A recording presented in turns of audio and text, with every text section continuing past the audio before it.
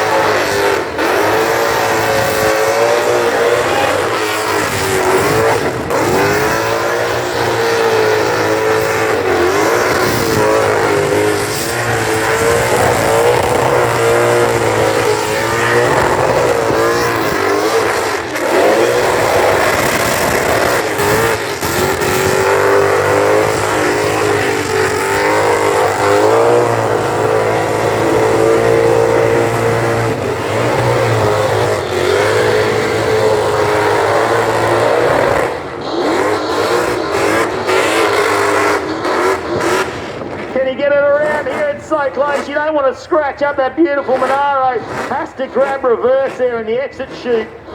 That's unfortunate. It's not gonna stop the burnout though. It's just gonna be a small deduction.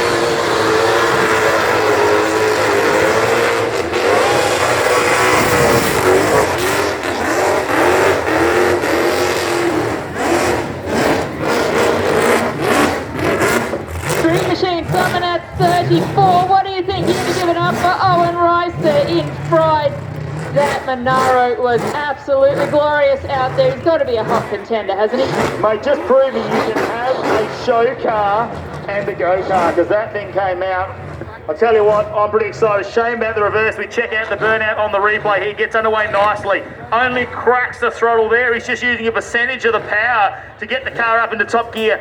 Brings it in nicely, playing it nice and controlled. He gets it in the middle of the pad though, so a little bit of safety there, keeping it off the walls. He would have seen the competitors before and going, you know what, I don't need to do that. This car is too nice to play friends with the concrete. No one is friends with the concrete ever. Owen Rice there showing us how it's done. I hope we see him back. Definitely, I hope we see him in the Masters, but gosh, it's going to be good to see him out in the Burnout Championships as well. He had plenty of smoke out there, and that's half your score.